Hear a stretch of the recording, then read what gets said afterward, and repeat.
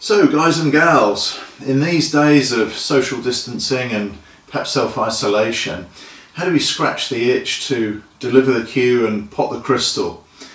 I've seen and tested a few ideas over the years on how to separate the process of delivering the cue at home away from the distraction of the balls, the club environment, the need to win, which can be such a hindrance to our shot process. And we're going to use a few tools in this series of videos that you can see here. We'll cover these in a little while, both at the end of this video and in future videos in this series, to keep you entertained at home. But before I do that, I'd like to introduce you to a few friends and students of the snooker gym across the world who have already been proactive in setting up their own home practice environment. So have a look at the clip that's just about to follow, and I'll see you on the other side. Dwayne Goodman, a Britisher based in Denmark, on his bridge hand worn kitchen table uses a water bottle as a rudimentary cueing aid. Atle Sponberg in Norway is working on a number of technical parts of his game while he's away from the table for a while. A particularly nice antique looking ironing board there, Atle.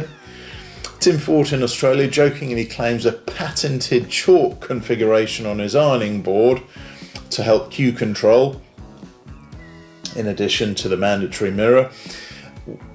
The cue control, which if absent sees the chalk block flying all over the living room, much to the chagrin of his wife. Hussam El Safar in Denmark uses his cue action trainer, or CAT, fixed in place with a rubber mat on his office desk to hone his skills, hopefully not when he should be working. Michael Waring in England has a centre join line on his conservatory dining table where he's picked up the tile join line on the floor directly underneath to also check for his shot approach on the line of aim. And if Michael gets bored with that, he goes into the other room where he has a similar setup and a golfing mirror he uses to help train his centre cue ball vision. Waldi Wagner in Germany has a lot of tape on the dining table he shares with his very understanding girlfriend.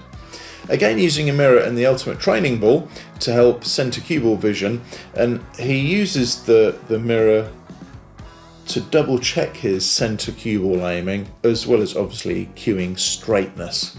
Waldo's also extended the tape onto the floor to help polish his shot approach.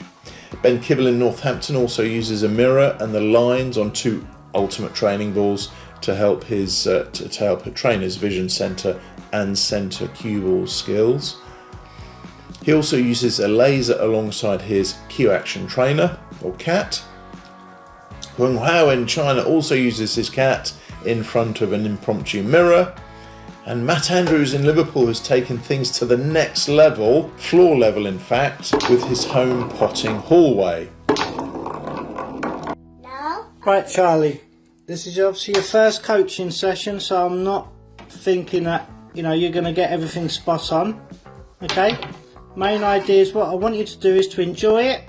I'm going to cover it. Probably, yeah, that's right. So what I want I'm the coach today. Look, I understand. Okay, well I think your expectations Yeah, but your expectations might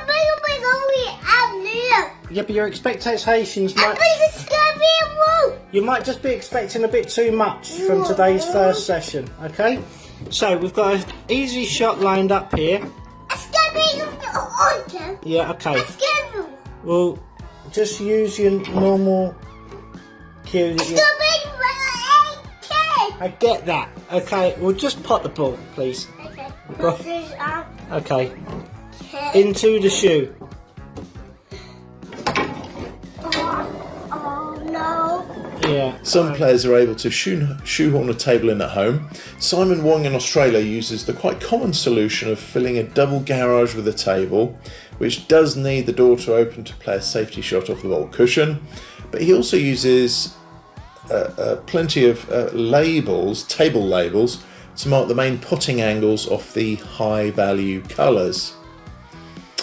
Some of you have a snooker table at home in a dedicated room like Dave Nash in Oxford, and a beautiful antique it is too, Dave.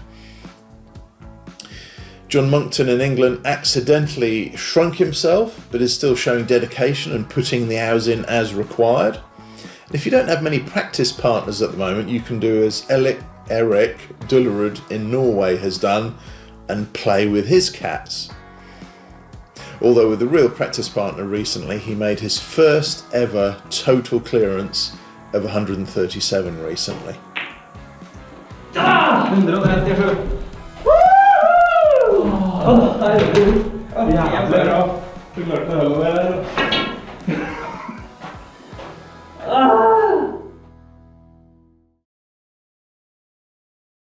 So I hope you enjoyed those as much as I did. A couple of things to start with on your home practice session is get the chalk pouch in place. That gets you into the snooker concentration zone. And the other thing is that I have quite a lot of comments on from players who are testing this at home is height of the kitchen table or dining table is lower than a snooker table.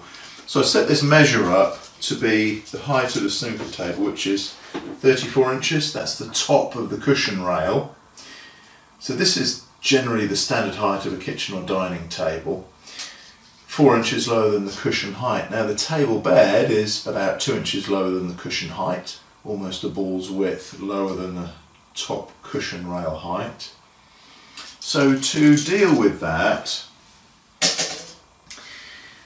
what I did test a couple of times is putting a big chunky book, example Masters of Contemporary Watchmaking, and place your bridge hand there. That gets you a very accurate height, authentic height for the snooker table bed. But I found actually that it's a bit bulky, a bit cumbersome, and it doesn't allow you to slide the bridge hand as you normally do, or as certainly most pros do on the snooker table. But going to the standard drill for cueing, and this is something you can do before you go out to a league match on a Thursday night, for example. You just get onto the kitchen table, even for 2 minutes. If you just get the day out of your system by cueing up fully with a nice long backswing, nice full delivery, even just for 2 or 3 minutes, it loosens the body up a little bit and just gets you comfortable before you go into the club. Maybe gives you a sense of being slightly ahead of the competition and slightly more prepared than you would otherwise be. So we have here a few toys and tools of the coaching trade that we're going to cover in future videos in this series. You can see here we've got a selection of balls, one of which is a training ball, and we've got the revolutionary new potting cubes. For those of you who read Cliff Thorburns' book in the 1980s, he made a reference to these, so we've produced them. We've also got something called potting pipes that are coming to a future clip. And we're going to cover a little bit of time talking about the mental game as well, the mental side of the game. How can you prepare for your match play at home? So this is what a lot of top athletes do, and it helps me a lot when I was learning the game as well.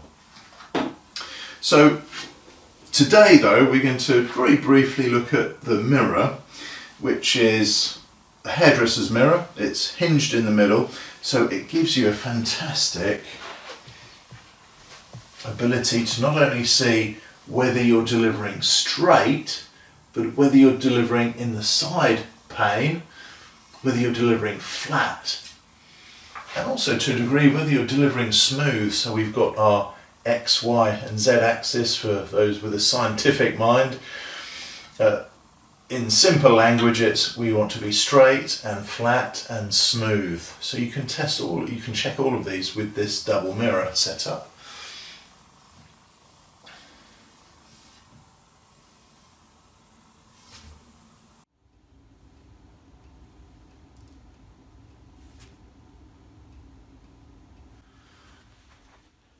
So it's very good in revealing one of the most common faults with players, which is pulling up at the back on the backswing, which obviously, if we're addressing centre cue ball here and pull up at the back, when we deliver, our cue ball height is wrecked.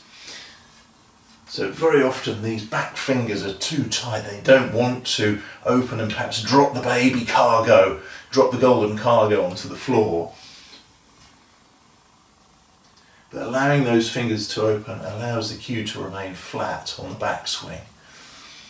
And these type of skills, or this type of awareness on your process, is so important for confidence and a sense of security when you go to the table, because if you can organise your process in this shadow boxing session, as it were, many players say that they get a lot of confidence when they go into matches, or even just in practice. Okay, I've sorted out my cueing and my backswing, and now I can just concentrate on potting the balls. So I hope that tip has helped. I hope you enjoyed the video. Please subscribe and share this to everybody, and also just make comments below and I'll have a look at every one and take on board your feedback and perhaps topics you'd like me to cover in future videos in this series. We're going to be doing more of these to help you while you're at home in this period. So let us have comments, tell us what you want, and we'll see if we can provide that in the next videos.